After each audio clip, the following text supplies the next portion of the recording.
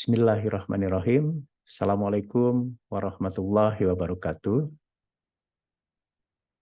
Alhamdulillahirrabbilalamin. Kita panjatkan puji dan syukur kehadirat Allah Subhanahu wa Ta'ala. Memandangkan pada hari ini kita bisa bersilaturahim, bisa bertatap maya dalam mata kuliah Sejarah Indonesia Masa Kolonial. Memulai perkuliahan kita pada hari ini, mari bersama-sama melafazkan basmalah. Bismillahirrahmanirrahim. Hari ini saya akan meneruskan pembahasan pada minggu yang kemarin, yaitu mengenai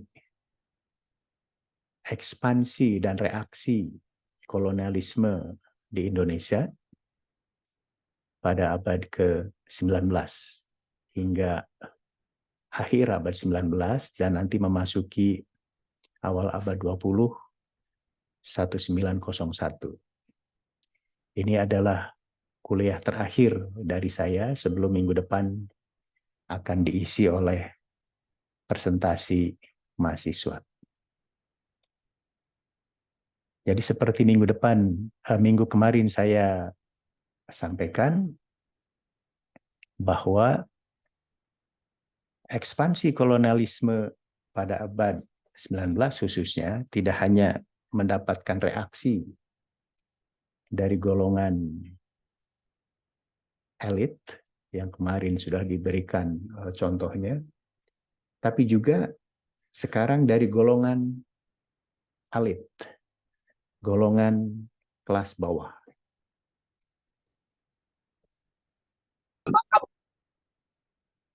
Reaksi dari golongan kelas bawah atau golongan elit ini terjadi terutama setelah pihak kolonial Belanda memberlakukan sistem ekonomi liberal.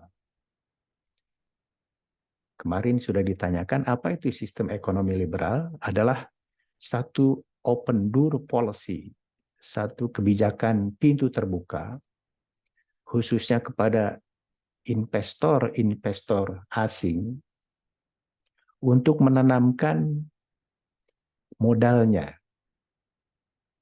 di Hindia Belanda, terutama di bidang perkebunan.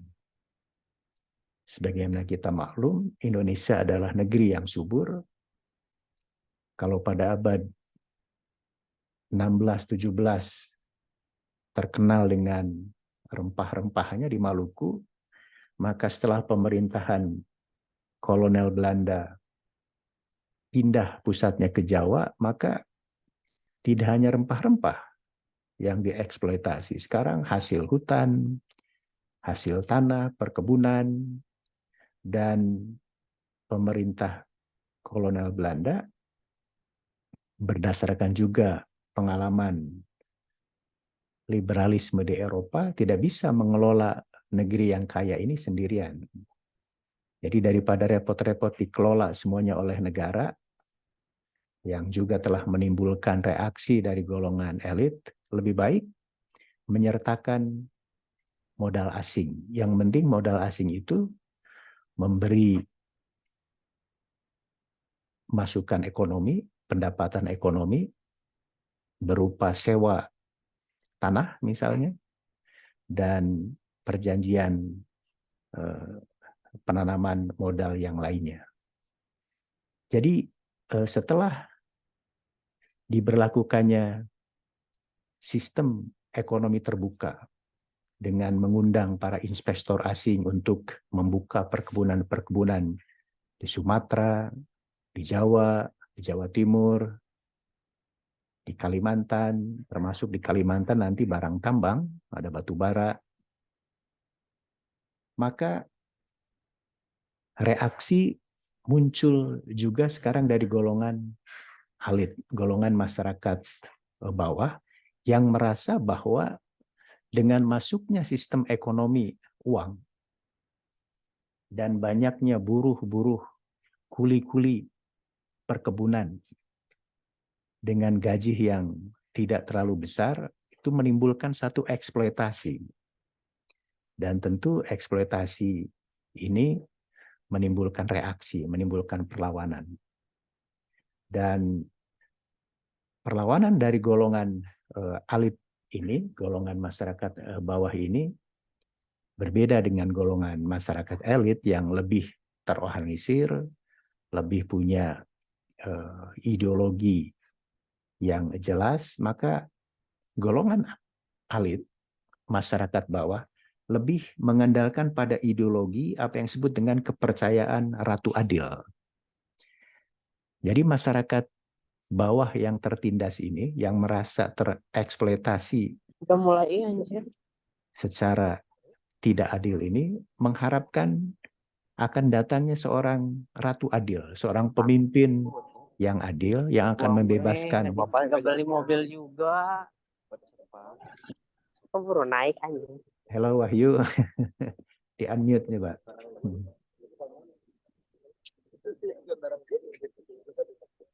Pak Esa mohon di unmute yang aktif itunya mic-nya. Oke, jadi masyarakat yang merasa tereksploitasi, tertindas itu karena diperlakukan tidak adil menjadi buruh di perkebunan ataupun kebijakan-kebijakan yang lainnya, mereka kemudian mengharapkan datangnya seorang Ratu Adil yang akan membebaskan mereka dari penindasan dan yang akan memerintah mereka secara adil. Ya. Dan kepercayaan-kepercayaan ini biasanya subur pada masyarakat di tingkat akar rumput, di tingkat bawah. Dan peranan kepercayaan seperti ini lebih-lebih ketika dipengaruhi oleh Islam dengan ajaran tarekat, ajaran tasawuf, maka menjadi subur aliran-aliran kepercayaan yang bersifat eskatologis akan datangnya seorang Mesias, Imam Mahdi, sang pembebas, dan mereka mengamalkan kedatangan Ratu Adil, kedatangan Mesias, kedatangan Imam Mahdi itu dengan mengamalkan zikir, mengamalkan ajaran-ajaran agama, khususnya tarekat yang dipercayai akan dikabulkan oleh Tuhan yang Maha Kuasa. Tarekat-tarekat yang terkenal dan dianut oleh masyarakat akar rumput di Indonesia itu yang terkenal adalah tarekat Qadariyah, tarekat Naqsabandiyah. Ada juga jenis tarekat yang lain seperti Rifaiyah dan sebagainya.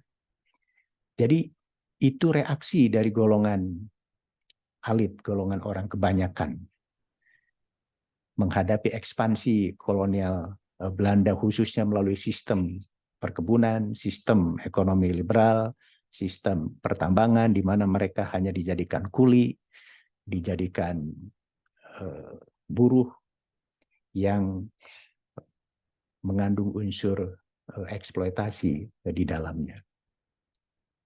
Kita bisa memberi beberapa contoh, misalnya tentang golongan masyarakat elit ini. Pertama, kasus di Banten, apa yang dalam disertasinya Prof. Sartono Kartodirjo dipanggil sebagai pemberontakan petani Banten.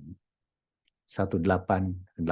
Ini adalah satu gerakan dari golongan masyarakat bawah, tentu dipimpin oleh para haji, para ulama di Banten, yang mengharapkan datangnya Ratu Adil dalam bentuk agar Kesultanan Banten bisa didirikan kembali. Sebagaimana kita tahu, pada 1811, Kesultanan Banten dihapuskan oleh Daendels karena menentang proyek jalan pos, sehingga kehilangan Kesultanan Banten itu menjadikan masyarakat yang tereksploitasi, yang asing dengan sistem ekonomi Barat, melakukan gerakan agar Kesultanan Banten dikembalikan. Dan mereka kemudian mengamalkan ajaran-ajaran tarekat, Qadariyah, Naqsabandiyah, Dan dengan ajaran-ajaran tarekat seperti itu dan keyakinan akan datangnya Ratu Adil, maka muncullah gerakan perlawanan yang bagi masyarakat Banten disebut sebagai Geger Cilegon. Karena terjadi aksi kekerasan terhadap penguasa-penguasa pribumi yang menjadi kaki tangan Belanda, tentu juga terhadap pejabat Belanda sendiri. Tentu menghadapi perlawanan atau reaksi dari golongan elit bagi pihak kolonial Belanda tidak masalah dan lebih mudah dibandingkan menghadapi golongan perlawanan yang diorganisir oleh golongan elit seperti minggu kemarin saya jelaskan. Tapi reaksi-reaksi dari masyarakat kelas bawah ini menunjukkan bahwa mitos Indi Moy, bahwa Indonesia ini negeri yang aman, damai, sejahtera, indah, itu sesungguhnya tidak sepenuhnya betul. Jadi di sebalik keindahan Hindia Belanda, kenyamanan, keamanan, itu ada gerakan-gerakan bantahan, ada reaksi-reaksi dari masyarakat kelas bawah yang merasa diperlakukan tidak adil. Jadi mitos Indi Moy, Indonesia yang indah, yang cantik, yang aman, yang sejahtera itu hanyalah harapan dari pihak kolonial, sebab di sebalik harapan-harapan itu ada reaksi-reaksi yang keras dari golongan kelas bawah menghadapi sistem kolonial Belanda, khususnya di bidang ekonomi yang dinilai eksploitatif. Kasus yang kedua kita bisa melihat pada gerakan golongan Samin di Blora di Jawa Tengah. Ini adalah satu gerakan kepercayaan tentang perlunya kesamarataan. Sebagaimana kita maklumi, Blora adalah kawasan hutan lindung milik pemerintah kolonial Belanda yang melarang masyarakat setempat untuk mengeksploitasi hutan. Sementara masyarakat di Blora sangat tergantung pada hasil-hasil hutan. Termasuk bagi mereka sudah turun-temurun dari dahulu sampai sekarang menjadikan hutan sebagai mata pencaharian. Tidak hanya untuk mencari kayu, termasuk hasil-hasil hutan. Ketika dilarang, tentu menimbulkan reaksi. Jadi bagi orang Samin, dalam bahasa Jawa ya, dia bilang, lemah podo duwe, banyu podo duwe, alas podo duwe. Jadi tanah, air, hutan itu semuanya milik bersama. Kenapa harus dilarang oleh pemerintah kolonial? Ya. Jadi itu yang menjadikan golongan Samin bereaksi terhadap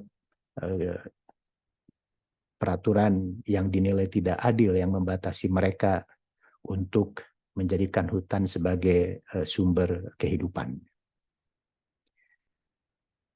Jadi kita akan melihat nanti pada akhir abad 19 dan awal abad 20, Belanda selalu menyatakan bahwa Hindia Belanda itu adalah Indi Moy, termasuk juga telah berhasil melakukan politik Pax Nirlandika.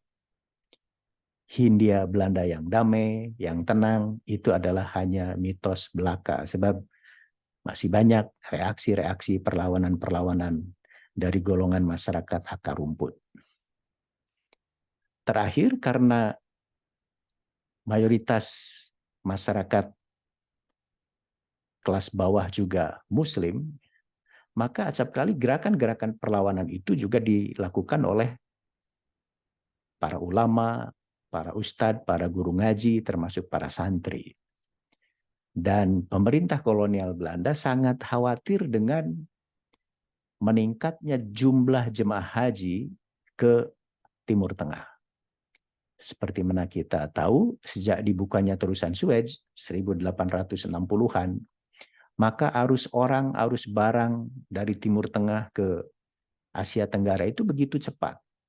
Kalau dulu orang naik haji pakai kapal layar, harus dalam 3 bulan, 6 bulan, pulang pergi 1 tahun naik haji itu. Dengan adanya kapal uap, maka perjalanan itu hanya 1 minggu, sehingga naik haji bisa dalam 1 bulan, 2 bulan. Dengan meningkatnya jumlah jemaah haji menimbulkan kekhawatiran, sebab dalam pandangan pihak Belanda, para haji inilah yang kemudian menggerakkan perlawanan terhadap sistem kolonial Belanda. Kekhawatiran Belanda tentang gerakan Islam pada akhir abad 19 dan nanti awal abad 20 itu telah mendatangkan seorang pakar tentang Islam, yaitu Profesor Dr. Snoek Hurgronje, yang mencoba meneliti mengkaji masyarakat Muslim di Hindia Belanda. Berdasarkan pengalamannya ketika meneliti masyarakat Aceh, masyarakat Banten, masyarakat Sunda, dan masyarakat lainnya, maka Snoek Hurgronje akhirnya memberikan satu rekomendasi, satu saran kepada pemerintah Hindia Belanda bahwa dalam rangka Pax Nirlandika, dalam rangka menjadikan Hindia Belanda ini aman, tanpa gangguan yang serius dari masyarakat Muslim, maka Snoek Hurgronje bilang memandang Islam itu harus dibedakan pada 2 hal, 2 perkara.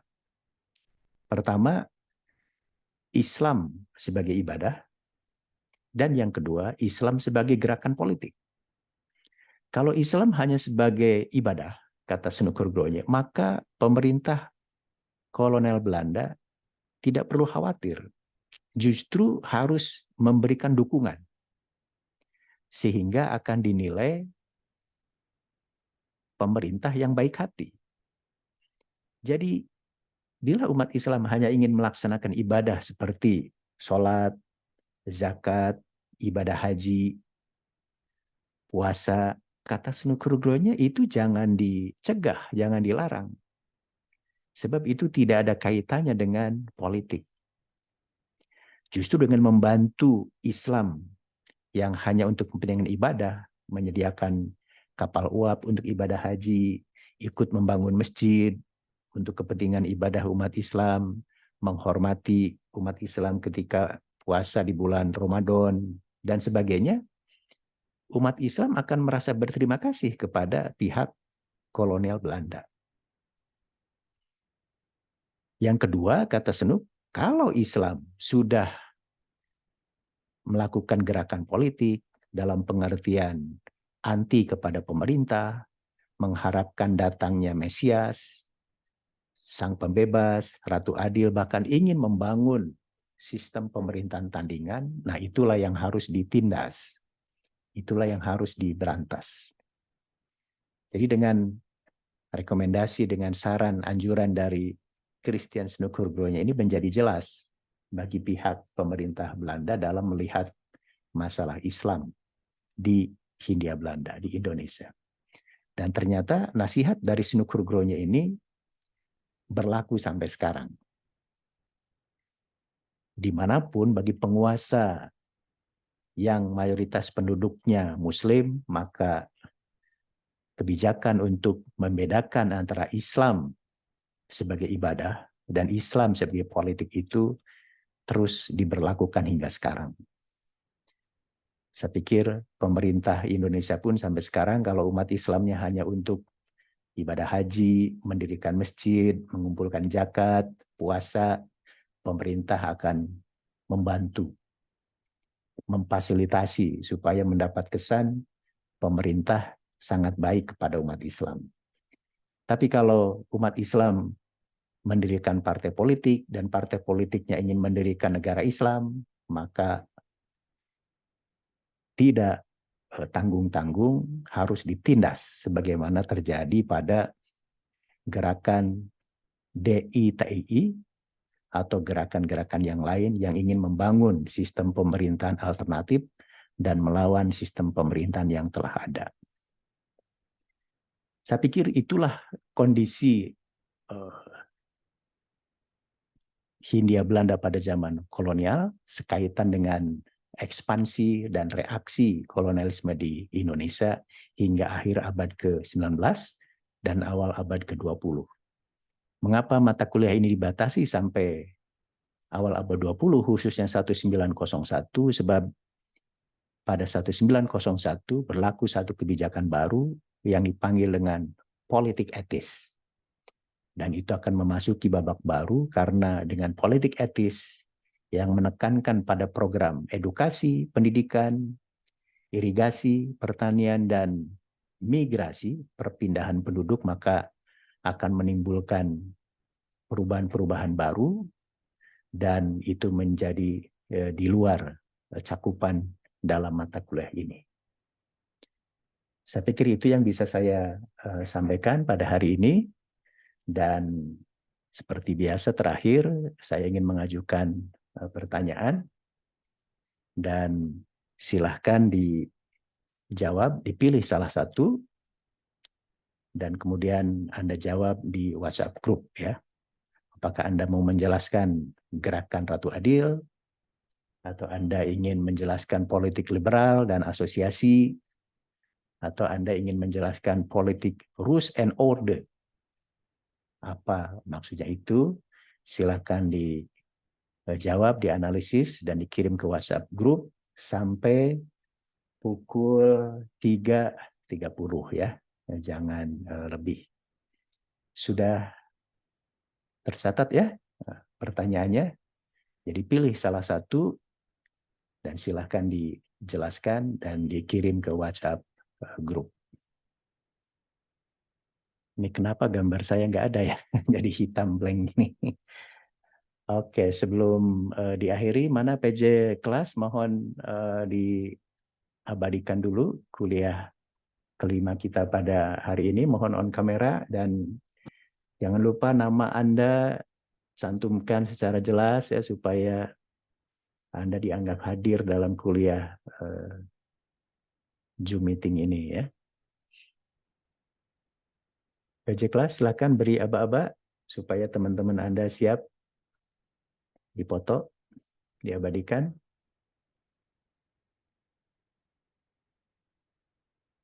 Layar pertama. Sudah belum? Oke. Mungkin layar kedua, mohon on kamera supaya tertangkap.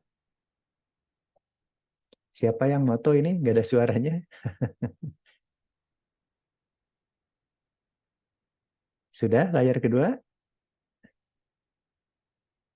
Oke, kalau sudah, mari kita akhiri perkuliahan kita pada hari ini dengan bersama-sama melafazkan hamdalah. Alhamdulillahirrabbilalamin. Terima kasih. Insya Allah kita jumpa lagi minggu depan untuk presentasi mahasiswa yang nanti akan saya tentukan 1 hari sebelum hari perkuliahan siapa yang akan presentasi pada minggu depan. Ya. Sekian, terima kasih. Assalamualaikum warahmatullahi wabarakatuh. Waalaikumsalam warahmatullahi wabarakatuh. Boleh lab ya.